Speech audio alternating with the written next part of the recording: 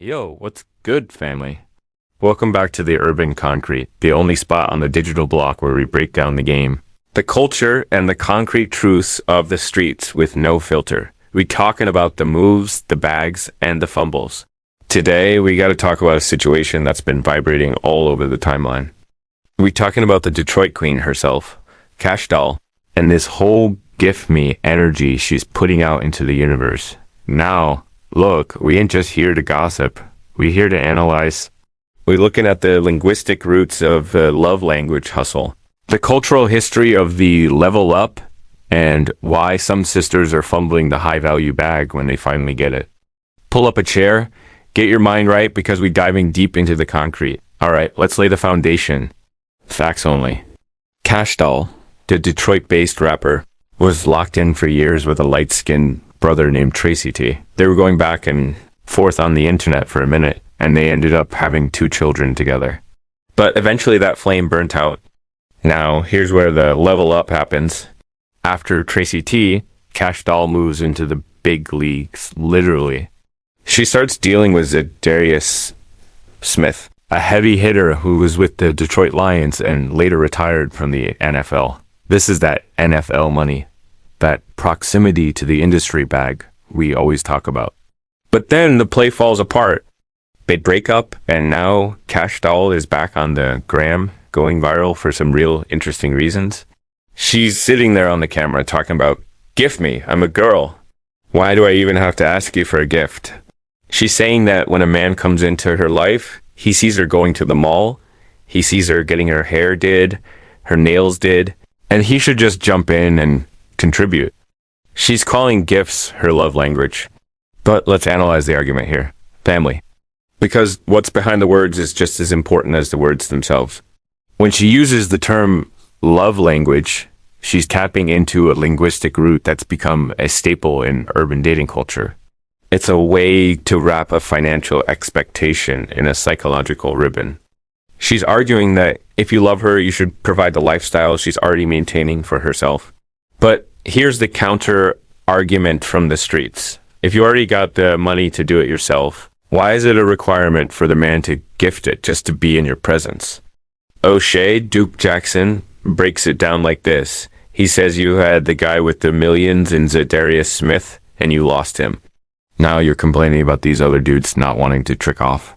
Let's get into the cultural history and the influence on the personality making these arguments. In the urban community, there's this idea of water seeking its own level. For a long time, Kash Doll was with Tracy T. The sources suggest Tracy T wasn't on that elite financial level. When you're used to dealing with broke men or men with limited options, you can talk a certain way and act out of pocket because they don't have anywhere else to go. But when you upgrade to a man with optionality, a man with millions in a line of women out the door, the game changes. You can't treat a Ferrari like you treated that old hoopty in the driveway. O'Shea makes a powerful argument about proximity. Look at Ciara and Russell Wilson. Ciara had a trial by feature, but her proximity to the industry and her ability to adjust her vibration allowed her to secure a Russell Wilson. Football players don't always mind a single mom, but they do mind a demanding woman. Let's talk about that optionality argument. This is the Sacramento Heights logic. When a man gets money, he gets the power to leave the BS behind.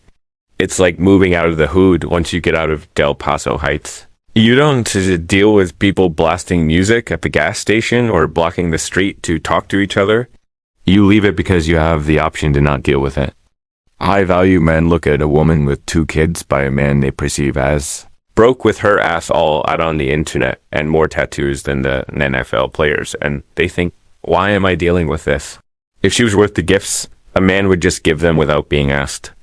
The fact that she has to go on a viral rant to ask for them shows there is a disconnect between her perceived value and her market value. This is the entertainment, but it's also the education. You can't be out here billing it up and demanding the world when you run off the good men you actually catch. It's like starting $1 million business. Sometimes it's timing, sometimes it's luck. And if you get lucky enough to land as a Zadarius Smith, you gotta know how to keep him. The linguistic root of her argument The gift me energy is really a defense mechanism. She doesn't want to look like a gold digger, so she calls it a love language. But the streets see through the vocabulary. If you're a gift giver yourself, like she claims, then why is the focus only on what's coming to you? The argument here is simple. Men with money don't have to tolerate a demanding attitude. They have options. Kash Doll is out here acting like these men owe her for her hair and nails, while the men are looking for a reason to stay. And as O'Shea pointed out, once you lose that elite spot, it ain't always easy to get back, especially when you're adding baggage or changing your look. So, what's the lesson from the concrete? Optionality is the ultimate power. If you want big gifts, be the kind of woman a man wants to gift, not the one who makes him feel like he's being tricked into a bill. That's the breakdown, family. Detroit's own Kash Doll, the NFL bag, and the reality of the dating market in the urban concrete.